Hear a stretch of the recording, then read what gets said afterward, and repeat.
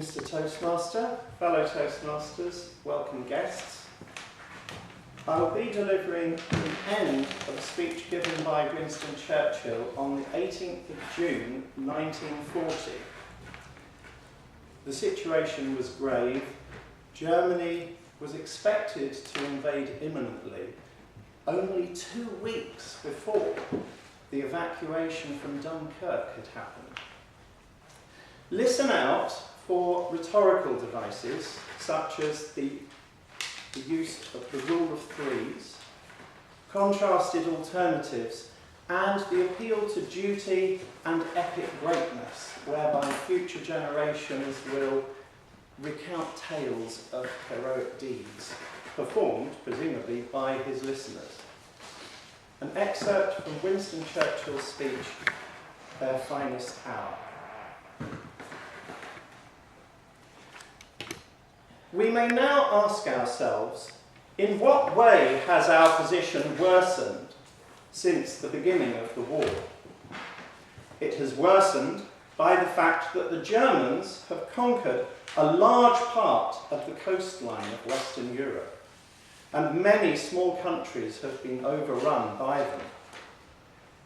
This aggravates the possibilities of air attack and adds to our naval preoccupations.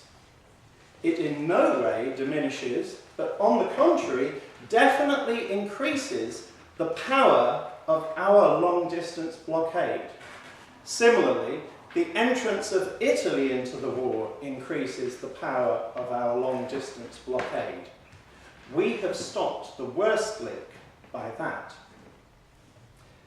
We do not know whether military resistance will come to an end in France or not. But, should it do so, then of course the Germans will be able to concentrate their forces, both military and industrial, upon us. But, for the reasons I have given to the House, these will not be found so easy to apply. If invasion has become more imminent, as no doubt it has, we, being relieved from the large task of maintaining an army in France, have far larger and more efficient forces to meet it.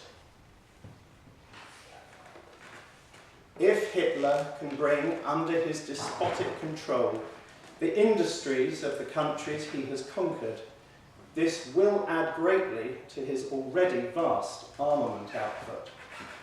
On the other hand, this will not happen immediately, and we are now assured of immense, continuous, and increasing support in supplies and munitions of all kinds from the United States, and especially of aeroplanes and pilots from the Dominions and across the oceans, coming from regions which are far beyond the reach of enemy bombers. I do not see how any of these factors can operate to our detriment, on balance, before the winter comes. And the winter will impose a strain upon the Nazi regime, with almost all Europe writhing and starving under its cruel heel, which, for all their ruthlessness, will run them very hard. We must not forget that from the moment when we declared war on the 3rd of September, it was always possible for Germany to turn all her air force upon this country, together with any other devices of invasion she might conceive, and that France could have done little or nothing to prevent her doing so. We have, therefore, lived under this danger in principle and in a slightly modified form during all these months. In the meanwhile, however, we have enormously improved our methods of defence, and we have learned what we had no right to assume at the beginning, namely that the individual aircraft and the individual British pilot have a sure and definite superiority. Therefore, in casting up this dread balance sheet and contemplating our dangers with a disillusioned eye, I see great reason for intense vigilance and exertion, but none whatever for panic or despair. During the first 4 years of the last war, the Allies experienced nothing but disaster and disappointment. That was our constant fear. One blow after the other, terrible losses, frightful dangers, everything miscarried. And yet, at the end of those 4 years, the morale of the Allies was higher than that of the Germans, who had moved from one aggressive triumph to another, and who stood everywhere triumphant invaders of the lands into which they had broken.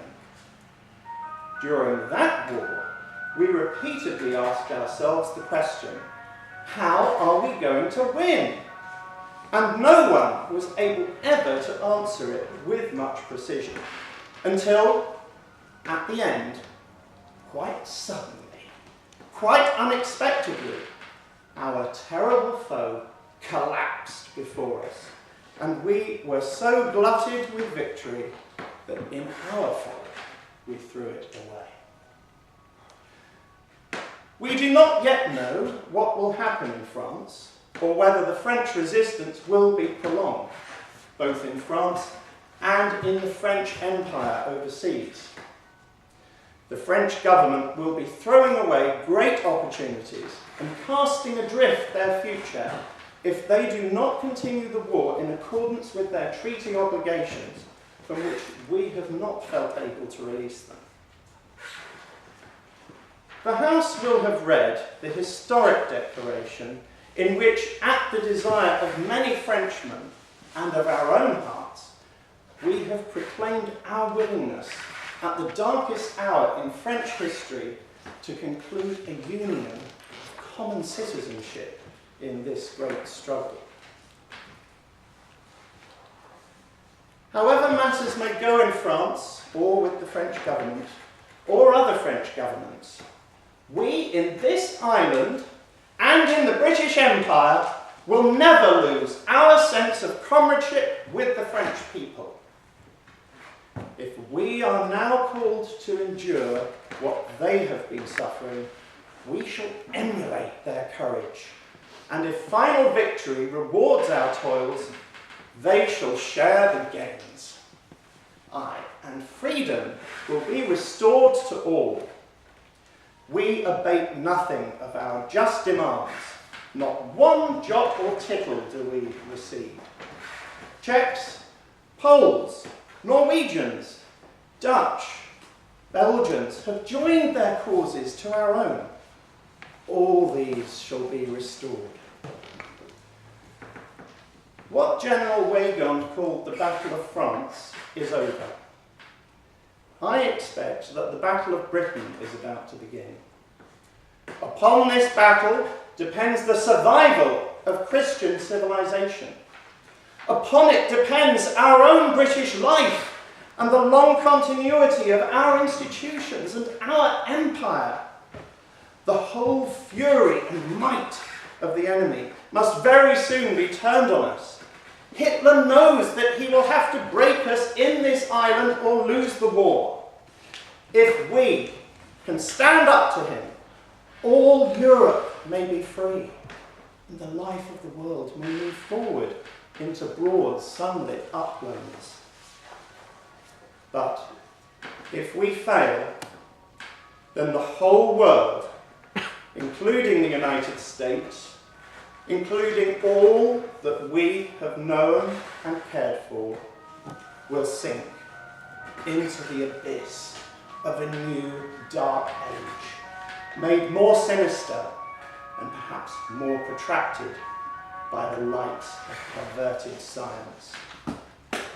Let us therefore brace ourselves to our duties, and so bear ourselves, that if the British Empire and its Commonwealth last for 1,000 years, men will still say this was their finest hour.